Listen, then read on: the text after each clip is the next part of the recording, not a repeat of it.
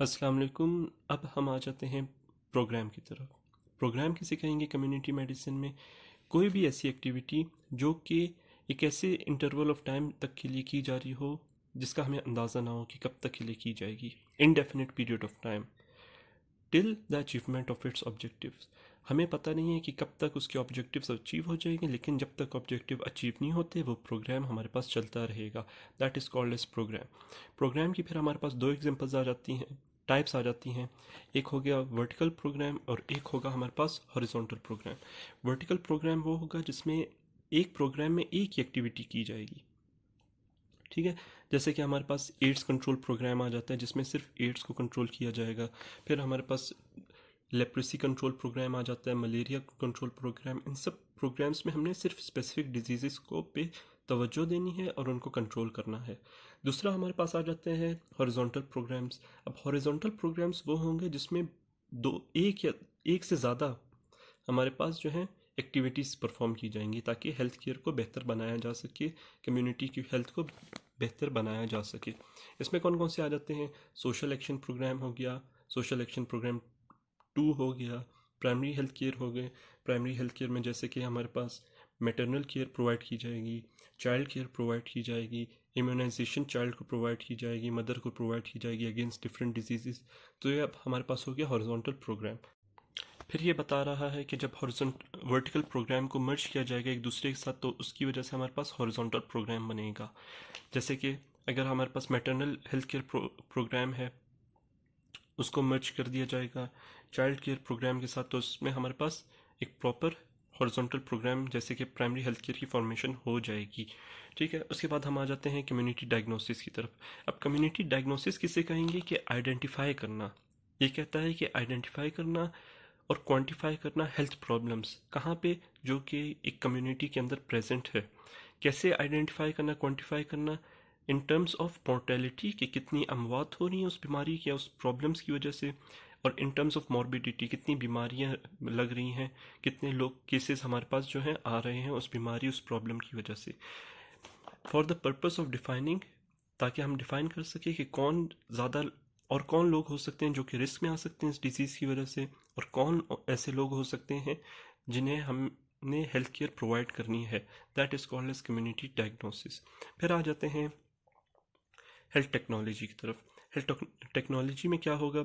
ऐसा प्रोसेस जिसमें हमने क्या करना है, साइंटिफिक नॉलेज को एंड स्किल्स किस तरह प्रोवाइड करने हैं, इंडिविजुअल्स को प्रोवाइड करने हैं ताकि उनकी हेल्थ केयर जो है बेहतर बन सके, इंडिविजुअल्स इन अ कम्युनिटी ताकि उनकी हेल्थ केयर जो है बेहतर बनाई जा सके। इसमें सबसे अच्छी क्या आ जाएगी? ओआरएस की एग्जांपल आ जाएगी। ठीक है, पेशेंट आया है, डिहाइड्रेटेड है, डायरिया हुआ है, बहुत ज़्यादा स्वेट कर रहा था या फिर जिसकी वजह से वो डिहाइड्रेट हो चुका है। अब हमने ओरल रिहाइड्रेशन सॉल्ट उसको अप्लाई करना है पेशेंट को ताकि जो है उसका बॉडी फ्लूइड लेवल जो है मेंटेन रह सके और वो रिकवर कर सके। सीटी स्कैन आ जाता है, न्यूरो वार्ड में सीटी करना, एब्डोमेन का सीटी करना ताकि देखना कि क्या पैथोलॉजीज प्रेजेंट हैं। ठीक, अब हम आ जाते हैं इंटीग्रेटेड हेल्थ केयर सर्विसेज की तरफ। इंटीग्रेटेड हेल्थ केयर सर्विसेज में ये क्या होगा कि सारी जो हेल्थ सर्विसेज है उनको कंबाइन करके कम्युनिटी को प्रोवाइड कर देनी। समझ लें कि एक शॉप की तरह आप जाएं और आपको एक पैकेज प्रोवाइड कर दिया जाए जिसके अंदर सारी हेल्थ केयर सर्विसेज हो, जिसमें प्रिवेंटिव सर्विसेज भी आ जाएंगी, क्यूरेटिव सर्विसेज भी आ जाएंगी, फिर प्रॉपर लाइफस्टाइल मैनेजमेंट वगैरह, ये सब चीज़ें प्रोवाइड कर दी जाएंगी अगेंस्ट अ स्पेसिफिक डिजीज़। तो एक सिंपल सी एग्जांपल थी इंटीग्रेटेड हेल्थ सर्विसेज की। फिर हम आ जाते हैं सोशल एनाटॉमी की तरफ। अब सोशल एनाटॉमी क्या है? कि जाना एक कम्युनिटी में और स्टडी करना कि कैसा स्ट्रक्चर है और कैसे लोगों के आपस के ताल्लुकात हैं एक दूसरे से, और कैसे जो वो ताल्लुकात हैं वो इन्फ्लुएंस कर रहे हैं किस चीज़ को, हेल्थ ऑफ इंडिविजुअल्स को इन अ कम्युनिटी। ठीक है, एग्जांपल क्या होगी? जैसे स्कूल हेल्थ सर्विसेज में हम आ जाते हैं कि ये टीचर है और ये जो है गाइड कर रही है अपने स्टूडेंट्स को कि कैसे अपनी हाइजीन का प्रॉपर ख्याल रखना है, कैसे नीट एंड क्लीन रहना है, प्रॉपर हेयर कट होना चाहिए, नेल्स को प्रॉपर ट्रिम करना चाहिए, ये सब इसमें आ जाएगा। Then we move towards health care services. अब हेल्थ केयर सर्विसेज में क्या होता है कि पर्सनल सर्विसेज और वो सर्विसेज जो कि कम्युनिटी लेवल पे दी जाएंगी, जिनकी वजह से क्या होगा कि प्रोटेक्शन होगी इंडिविजुअल्स की और उनकी हेल्थ जो है वो बेहतर से बेहतर बनना शुरू होगी। This is called as health care services. तो जो इसकी एग्जांपल होगी हेल्थ केयर सर्विसेज की वो ये होगी कि कैसे हम वैक्सीनेशन प्रोवाइड करते हैं, जो कि हेल्थ केयर सर्विसेज ही का हिस्सा है इंडिविजुअल लेवल पे और कम्युनिटी लेवल पे। तो अब आप देखें, अगर वैक्सीनेशन जो है बच्चों को लगाएंगे तो उससे इंडिविजुअली ये फ़र्क पड़ेगा कि बच्चों को जो है बीमारियां नहीं होंगी, और कम्युनिटी लेवल पे ये फ़र्क पड़ेगा कि बिल्कुल ट्रांसमिशन ऑफ द डिज़ीज़ नहीं होगी और होते होते डिज़ीज़ जो है वो जड़ से ख़त्म हो जाएगी। फिर हम आ जाते हैं ऑब्जेक्टिव की तरफ। अब ऑब्जेक्टिव क्या है कि सारी एक्टिविटीज़ का जो एंड पॉइंट है ना उसको ऑब्जेक्टिव कहेंगे, ठीक है। और इसकी खसूसियात क्या क्या होनी चाहिए कि ये अचीवेबल होना चाहिए और मेजरेबल होना चाहिए और should be very clear and well defined. मतलब एग्जांपल देख लेते हैं, जैसे हमने वैक्सीनेशन करनी है मीज़ल्स की, ठीक है। किन लोगों में करनी है? 5 ईयर्स ओल्ड से जो कम उम्र की हैं उनमें करनी है। कब तक करनी है? 5 साल के अंदर अंदर वैक्सीनेशन करनी है। किस तरह करनी है? या कैंपेन और वैक्सीनेशन क्लिनिक्स के थ्रू। तो अब देखें कितना वेल डिफाइंड हमने कर दिया ना अपनी एक्टिविटी को। फिर हम आ जाते हैं टारगेट की तरफ। टारगेट किसे कहेंगे कि एक स्पेसिफिक एक्टिविटी जिसकी वजह से हमें ये कॉन्सेप्ट मिले कि हम अचीवमेंट की तरफ पहुंच चुके हैं। जैसे इस एग्जांपल में आ जाते हैं कि हमने मीज़ल्स की वैक्सीनेशन की जो कैंपेन चलाई थी, अब उसका टारगेट क्या होगा कि 1% जब केसेस होंगे पॉपुलेशन में तो हम समझेंगे कि हमारी जो कैंपेन है वो सक्सेसफुल रही है। फिर हम आ जाते हैं गोल की तरफ। गोल जैसे मैच में होता है कि बस गोल की तरफ सबने बॉल ले जानी है, तो इसमें भी यही होगा कि सारी अपनी ताकत, सारा अपना जज्बा, रिसोर्सेज, ऑब्जेक्टिव्स जिस एक्टिविटी की तरफ, जिस स्टेट की तरफ जाएगी, डायरेक्टेड होगी, उसे हम गोल कहेंगे। इसमें क्या हो गया? गोल, मेजर गोल हो गया कि मीजल्स फ्री नेशन बनाना है, ये मेजर गोल हो गया। एक और एग्जांपल जो बुक में दी हुई है कि पाकिस्तान और इंडिया का मैच हो रहा है, इंडिया ने पहले बैटिंग की और 200 रन्स बनाए, ठीक है। अब गोल क्या हुआ कि मैच जीतना है किसी भी सूरत में। टारगेट क्या हुआ कि 201 रन्स बनाएंगे। उसकी वजह से क्या होगा कि हमें अचीवमेंट, डिग्री ऑफ अचीवमेंट महसूस होगी।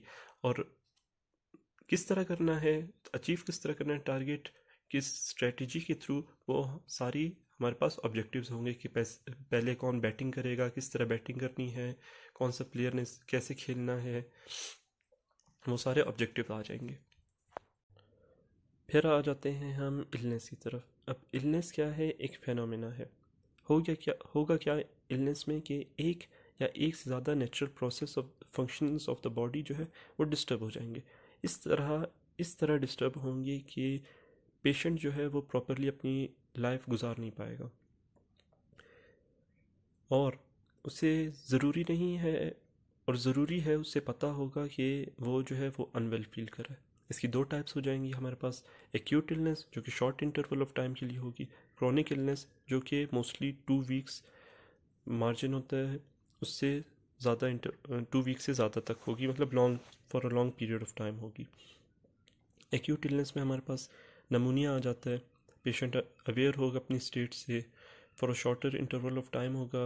अगर प्रॉपर ट्रीटमेंट करेंगे तो पेशेंट रिकवर कर जाएगा। और क्रॉनिक इलनेस में हमारे पास जैसे ट्यूबरक्यूलोसिस आ जाता है, पेशेंट जो है symptoms for longer interval of time show करता रहेगा। फिर हम आ जाते हैं डिज़ीज़ में।